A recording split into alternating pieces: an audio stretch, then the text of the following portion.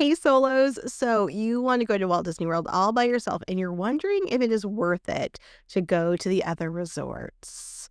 Solo spoiler, it is definitely worth it. And I am recording this episode literally the day before this is posted because I know there's a lot happening about resort travel right now, and I wanted to address it in this episode.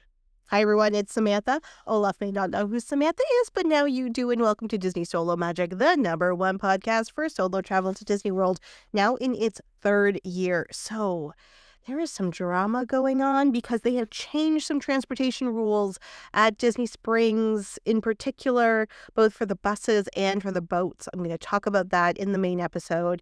And I just want to reiterate, number one, that maybe those rules don't apply to you. I would say most likely those rules don't apply to you, so we're going to get to that.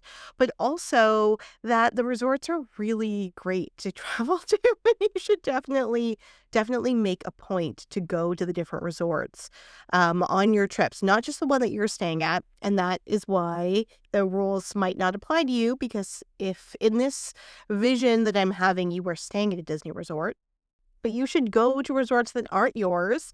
And in this episode, I'm going to go through all the resorts and recommend at least one thing that I recommend solos do at that resort.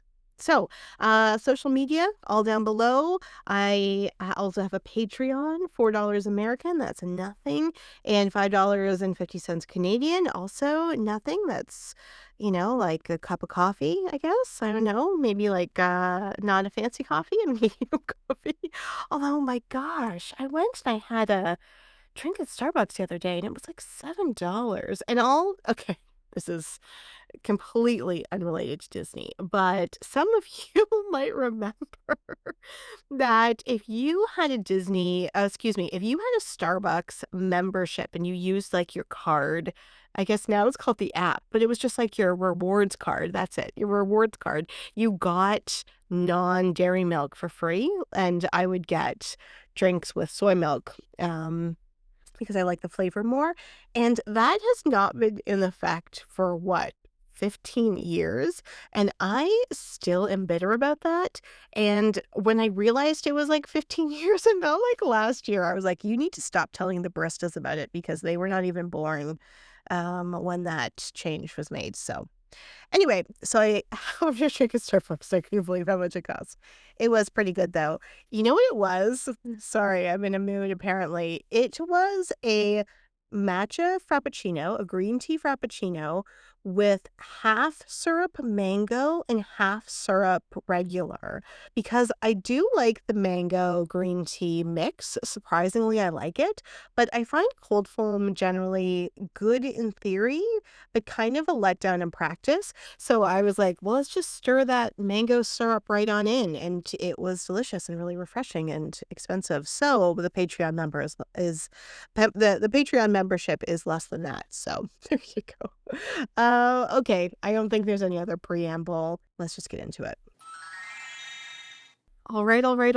So I had a totally different episode planned this week, just like last week, but there's been so much stress about the changes to Disney transportation, and I have stuff to say about it. And I was like, I'll just say it for the podcast. I was like, let's just do a quick episode this week where I talk about how great the resorts are and why, for the most part, you shouldn't be worried about these changes to the Disney transportation system.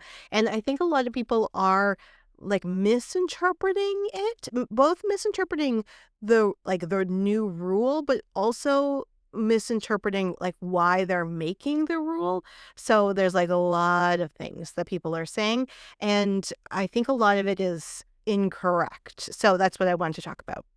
So the new rule is that if you are at Disney Springs, you need to have a resort reservation or a dining reservation or like an activity reservation for the hotel in order to get on the bus or boats.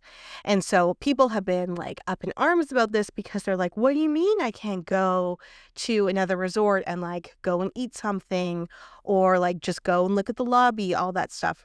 That's really not what this rule is for. So here's the thing. Disney wants you to go to the resorts and they want you to be at the Grand Floridian and be like, oh, I want to stay here one day. Or they want you to go to the Polynesian and be like, well, maybe I could be a DVC member and stay in this tower. Or go to the Caribbean Beach Resort and be like, wow, this is actually a really fun resort to be at and really convenient with the Skyliner. They want you to be at these different resorts. What they don't want is they don't want people to park at Disney Springs for free, go to the resorts, take up base, taking up all that time, but more importantly, once they're at the resort, take another bus to the parks. And then they have not paid for parking, but can go to the parks and haven't paid for it. They also are getting rid of the boat. No, they're not getting rid of the boat transportation. It's that you have to, again, identify that you have a hotel reservation, activity reservation, or a food reservation before you get on the boat from Disney Springs to the resorts. And I saw somebody say on Facebook, I think, that people at Saratoga Springs were complaining that the lines for the boats to get from the hotel to Disney Springs were so long, and it's because people were, again, taking advantage of the parking situation.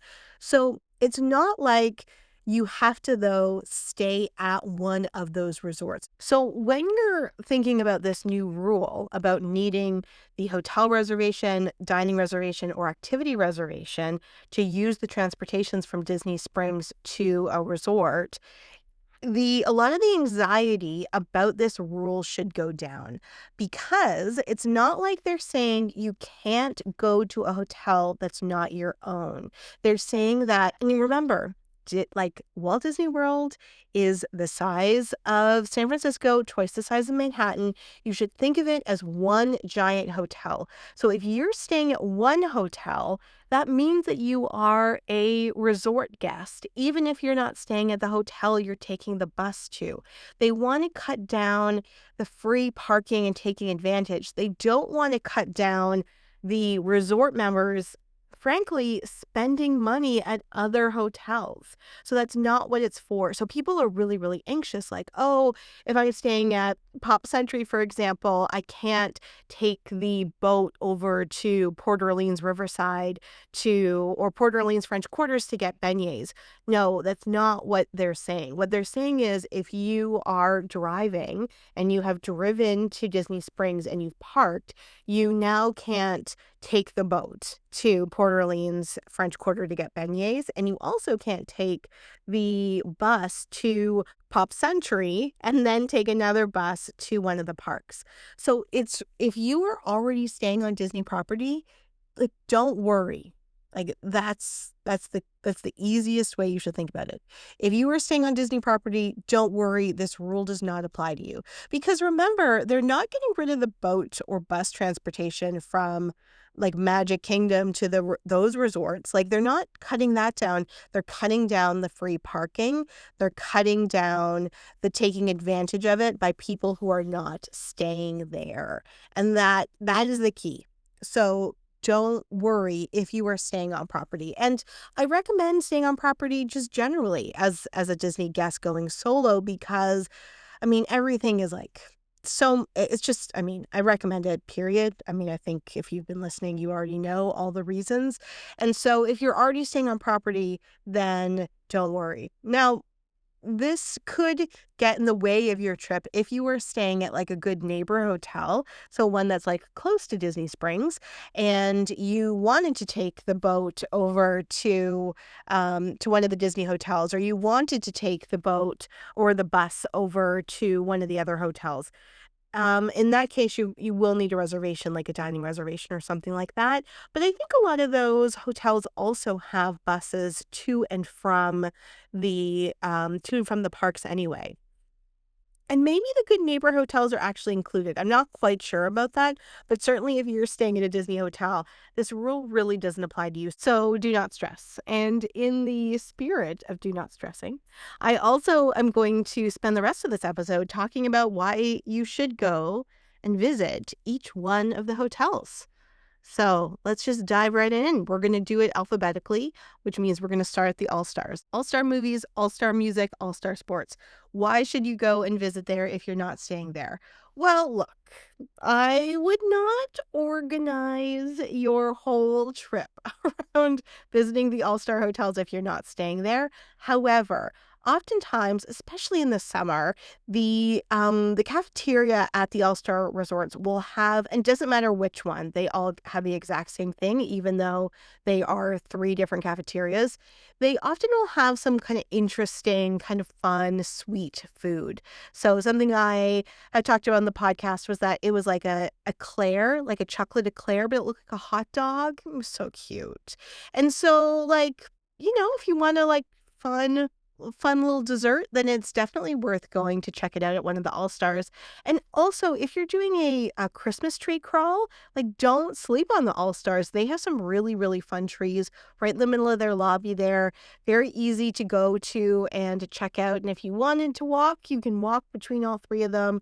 So go check out the All-Star, like, fun desserts and go check out the Christmas trees. The next is Animal Kingdom Lodge. I mean, look, you need to go to Animal Kingdom Lodge. You need to go to Animal Kingdom Lodge. You can see animals. They have a whole safari there. You can go and hang out and see those animals. And they do have a Starlight Safari, which is really awesome, which is a paid like enchanting extras. And if you're able to get a ticket for that, totally well worth it. It's really cool. They give you night vision goggles. But even without that, if you're solo, it is so worth going to walk around and hang out. And also, they have the largest collection of art and cultural artifacts from the continent of Africa outside the continent of Africa. And when you're going solo, it's often quite easy. It's easier if you're into that, of course, to like spend time like reading all of the information. When you're there with others, they are going at a different pace than you. They might want to read more or less, and you're like, ugh, whatever. But when you're there by yourself, then you can just take your time. I also have talked about my secret hack of being able to see the animals on the fire escapes at the end of the halls. And I bring these 2 things together because the hallways in the Animal Kingdom Lodge have a lot of artifacts and artwork and historical plaques and things like that. So you can walk along the hallways and like find these things and read about them. And then when you get to the end of the hallway, go down that fire escape and you're going to have a private view of the safari, which is amazing. So definitely go and visit that resort solo. The next is Art of Animation. So Art of Animation is also a value resort. You might think that there is no reason to go and visit it, but in the lobby of Animation, there are the lobby and the cafeteria, they have these beautiful light fixtures that it's hard to explain, but it looks like pages from a sketchbook. And it's all these like classic movies that we all love. And it's really, really beautiful in there. And it's also just kind of cool to see all those different incarnations of animation, right? Very, very much, if you're into the actual animation part of it, very much worth going to visit and check out. Also, depending on like what your favorite Disney movie is, like they have this giant Ursula there. If you like Little Women, if you like Little Mermaid, they have a whole Cars section. So it's also just kind of cool to be kind of in these immersive environments, and it's all outside. So it's not like you are like Animal Kingdom Lodge. It's not like you're going in anywhere, and it might seem like you're being, you know, I don't know, shady or something. Disney's Beach Club Resort. So one of the things I would recommend to do here is the Cape May Cafe character breakfast.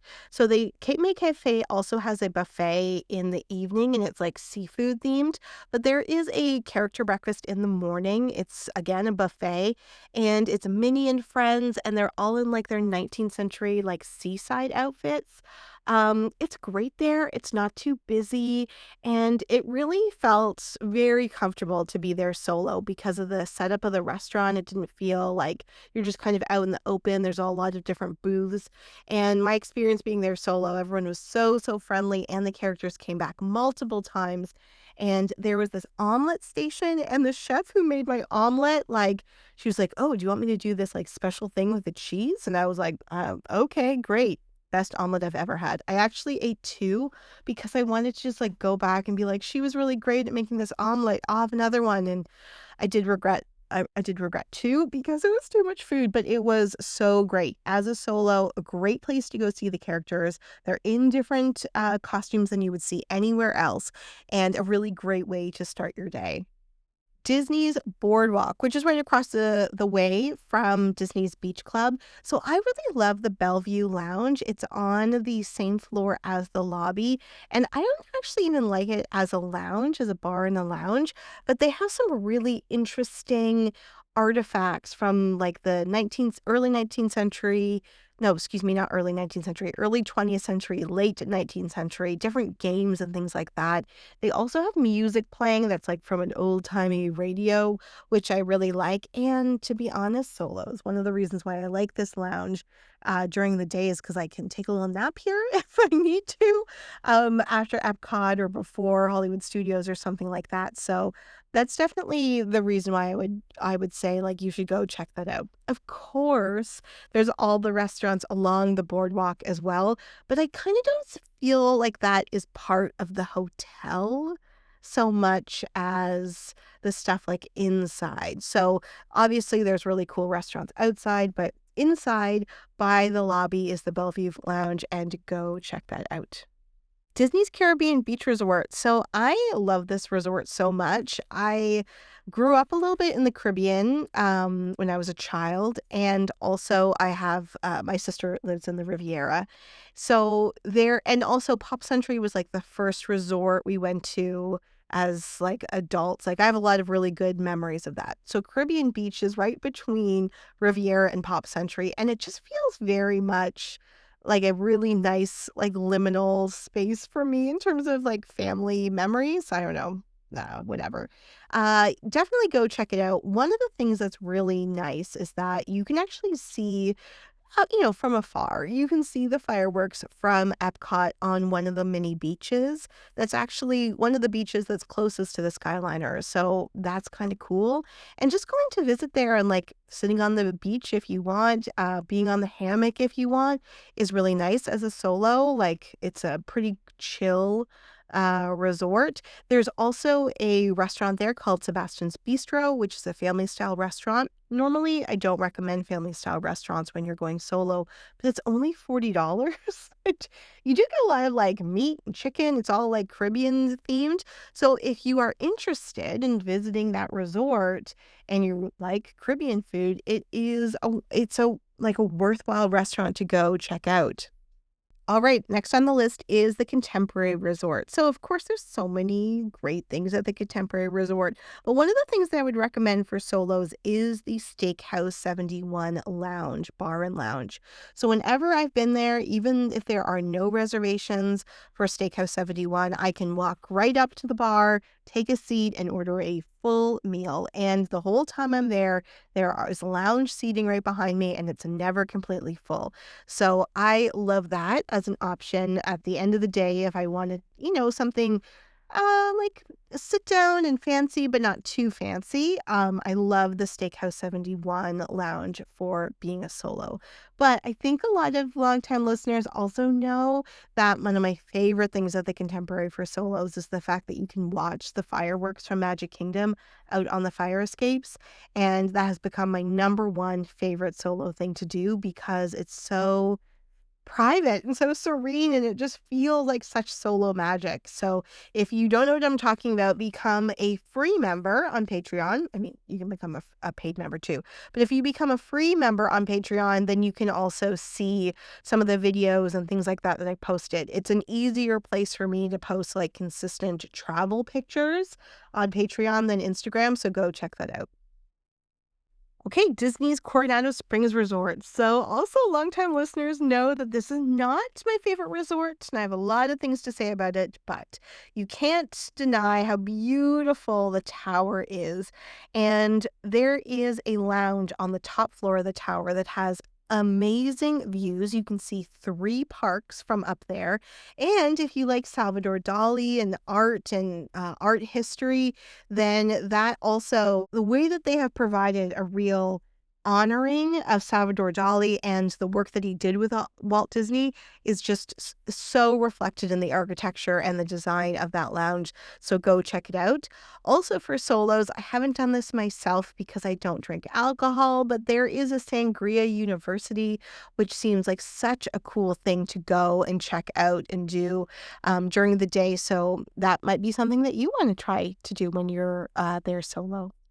Disney's Fort Wilderness Resort and Campground. So it is going through some changes right now because of the ginormous resort that's going next door.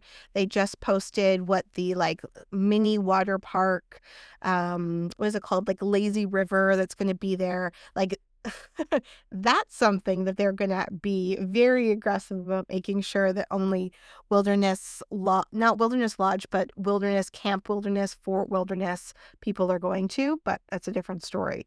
So the now old school Fort Wilderness, one of the great things to do when you're solo is to take the boat over from Magic Kingdom and you can see their horse stable. There are two horse stables at Fort Wilderness. Triple C Ranch, I believe that's what it's called, is the one closest to the boat dock. It's the newest. It's a very fancy. You can go and check that out. You can take one of the internal resort buses to the other side of the resort, so like the front of the resort, and the older barn is there, and there are often horses grazing outside. I think they've paused the horseback riding because of all the construction, but if you were doing horseback riding, which I've done, it was really cool, then that is where the second barn is where the horseback riding is. But I mean, that could change when they open the new hotel. So go check that out. They also have, if you take the boat over for Magic Kingdom, there is also a bar lounge in that first building that you see. Well, actually, the first building that you see are DVC cabins, which I have a lot of thoughts about. None of them are good. But right after that, there's a quick service restaurant. Well, there's the Hoop-Dee-Doo musical review, but that's not what I'm talking about. There's a quick service restaurant and a bar and lounge, and the food there is really, really delicious. And they have rocking chairs on the porch, and up until the construction, you could sit on the porch and look at the lake. But anyway, you can't do that anymore. There is still a beach and there are a couple little trails, and I've seen deer there, and it's a really cool, serene place. And I'm looking forward to the construction being over so I can explore it a little bit more. But it definitely is a little bit different. I don't want to talk about it anymore. Okay, Disney's Grand Floridian. Look, there's so many things that you can go and explore when you're solo. However, I would recommend the lounges at all of the signature restaurants there. I've talked about this in other episodes, but I was able to walk right into Narcoossee's and get a seat right at the bar and have a full meal. I have sat at the Citricos Lounge. The Enchanted Rose Lounge has a full menu and a patio. Go take advantage of the lounges when you're there solo. You don't need to go and make a reservation. You don't need to make a big commitment. You could go for a drink, non-alcoholic or alcoholic, or you can have a full meal. But it's a great way to experience it's a great way to experience all the different signature food and beverage options that the Grand Floridian has to offer. Next up is Old Key West. So Old Key West, this is one of those DVC resorts that you would take a boat from Disney Springs, but you can also take the buses from any of the parks. So Old Key West has this very special key lime Dole Whip that's only available there. It's kind of worth taking the boat over to just go and check that out. There's also, though, a restaurant called Olivia's where you can get brunch and you can get dinner. It's known for its brunch, but I've also had a really great dinner there. And it's very chill vibe at Old Key West. And I definitely think it's worth, if you're solo and you love a good brunch to, like, go over there, just have, like, the chillest meal ever, go eat a Dole Whip, take another boat ride, like, 10 out of 10, 10 out of 10. Okay, the next is the Polynesian. So I think a lot of people would say, like, the Dole Whip, you can get a Dole Whip there, but as someone with a pineapple allergy, they only have, like, authentic Dole Whip. Like, they only have the pineapple Dole Whip, so that's not the reason why I go to Polynesian, unfortunately. The tip that I wanted to give you, though, was, like, it's not, you can't do it right now. And so that is the Trader Sam. So there is a secret Trader Sam tiki bar. Now it's super cool. Go check it out. But I actually don't really recommend it for solos. Obviously, you do you bibbidi bobbidi boo. If you are a drinker and you like bar culture, that's great. But it is very much a like shared seating bar. And if you go by yourself, you are gonna be, like, sitting kind of in somebody else's party, kind of, like, "Oh, here's a table for 6, and there's 4 people there, and you can sit here, and maybe another person will come," and, it's not like you're gonna have a table to yourself. It's cool to go and check out, and if you love bar culture and, like, talking with people, like, definitely, that's definitely. As someone who doesn't drink, I, like, don't mind if other people drink, but I don't wanna hang out with drunk people, you know? Especially, like, strangers who are drunk people. So, the recommendation I had for you is the Grog's Grotto patio.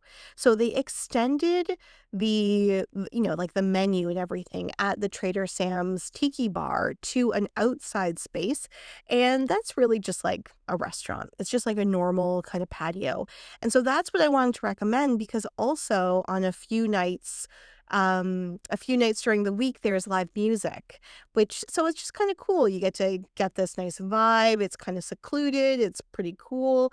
However, it's closed right now for renovations. So I don't know what it's going to be like when it reopens, but that is definitely a place I would check out. I do love the new restaurant at the tower because of how amazing the views are from the outside bar. I have I've enjoyed the food that I've had there, but it is not like um worth it's nothing to, like, overly write home about, especially in comparison to the price, but I would definitely like, it's gorgeous there. Oh, you know what, Solos? That's my new recommendation for the Polynesian, to go check out the other tower, the new Polynesian tower, and go and enjoy and appreciate the artwork that's in the lobby, both in the lobby of the new bar, because there's some beautiful, yarn work, very interesting, and then some beautiful, beautiful artwork in the lobby, yeah, it's very cool. So if you like art, that's where I would go check out. Also, just an amazing view of Cinderella Castle. It's great. Next up is Pop Century. So Pop Century is right beside Art of Animation. If you took the Skyliner there and you got off the Skyliner, you would turn right and go to Art of Animation, or you'd go left and you'd go to Pop Century. Pop Century is just there's just something about it that's just really cool, and so I would just go solos and, like, walk around, go check out the different decades, go see the bowling pins, go see Lady and the Tramp, go see the giant mood rings, like, it's just kinda cool to go check out, and I saw Molly from Mammoth Club do this challenge with her husband where they have, like, a timeline on this trail that you can do a walk, and so she went and found the year that she was born or around the year that she was born and, like, took a picture with that, and I think that's really cool. You're also right on the water, and it's just a really kinda nice vibe. The cafeteria is fine. There isn't anything, like, super great. You might find a cool dessert there, but it's just a really, like, fun place, and a lot of people just love Pop Century, so if you've never stayed there, it's worth just going to, like, see which area, Flower Power, like, all the different areas that you might wanna stay in if you stayed there. Okay, Disney's Port Orleans French Quarter. So everyone's going to say go to the French Quarter for beignets. Yes, sure, great. But I would actually tell you, Solos, to go to Port Orleans French Quarter, to the Scat Cat Lounge, Jazz Club, which is hidden right behind the Scat Cat Lounge place where you get beignets. The jazz bar has live jazz throughout the week, like maybe not like during the week, but like the weekends, live jazz. They have a food menu, and I have had delicious food there. I've had, I ordered like these shrimp. I don't, I mean, delicious. I can't describe it more than that. I had a po' boy with like on a beignet. Yeah, I've had delicious food there. So I would recommend, yes, go to French Quarter, but I mean, sure, go for the beignets, yes, but really solos. I would recommend going to the jazz club and eating there like that, like for savory food. And you can also get beignets there, by the way. Totally worth it. So now we're talking about Port Orleans Riverside, the larger hotel next door. First, it's a super chill place, but I would really recommend. Oh my gosh, I'm blanking on the name right now. Anyway, they have a sit-down restaurant, and it has like New Orleans style food, and I thought it was delicious and really authentic to New Orleans. You can all boat rights, that's what it's called. You can always get a reservation. It's like, do not worry about that. And it is worth going to, I think, if you like Cajun food. There's also a lounge there. They also have entertainment. People love that entertainment. I didn't. It's not my form of entertainment, but it's also a really cool place to go check out. Disney's Riviera Resort. So that's also on the Skyliner. So there are yeah, okay. So everyone will talk about Topolino's Terrace, great. But they're on the floor where there is the lobby, there is Le Petit Café, which is a little cafe where you can get coffee, beverages, and things like that. However, they also have the most exquisite French pastries. And if you get one of those pastries, you can go sit in the seating area that like shares a wall, even though it's often very busy with people, quote unquote, working from home. But there are these two little balconies. You can also go try there. Or you can take your pastry and go outside and sit facing the water. You can look out at Caribbean Beach Resort and you can look out the Skyliner. 10 out of 10 experience. Also, I also would recommend the bar, the pool bar that's there. Great indoor outdoor seating, and also the quick service on that ground level as well, I find really top notch. There's this like vegetarian falafel quinoa wrap that I've gotten. Amazing. Amazing. So any other food at Riviera I would recommend going to check out. Disney Saratoga Springs is next. I have nothing for you. I have literally nothing. I got nothing, nothing. Even when I've asked people who stayed there, like, what would you recommend? Like, I got nothing, so you don't need to go visit there, I guess. The next is Disney's Wilderness Lodge, and I would highly, highly recommend that you go check out the outdoor bar and lounge. There is some great lounge seating that, again, faces the water. I think we have learned from this episode that I really like sitting by water and eating food. So that is a really cool, chill place any time of day. And I've seen a lot of solos there with books. I saw one family there with like a craft they were doing. So that's great. And it feels really relaxing and very chill. So I would highly recommend that as a solo. And especially if you want something to do like later in the evening. So I was at Magic Kingdom and I just took the boat over to Wilderness Lodge and I went and I had like a drink there and an appetizer. And it was just a really great way to like end the day. Disney's Yacht Club is last. And to be honest, I don't have anything. Well, this is such a lackluster way to end. I don't have anything in particular, but I'll tell you what I do love. The lounge that is in the lobby. There is like a bar lounge in the lobby, and I've never been there when it's been open. But I have gone and walked through it because, it's open, in fact, that there's no doors. And I have loved all of the artifacts and like little objects they have around. They have all these like glass bottles with barnacles, and it just seems so cool. And then on the the second floor of the lobby, they also have all these like little objects kind of hidden.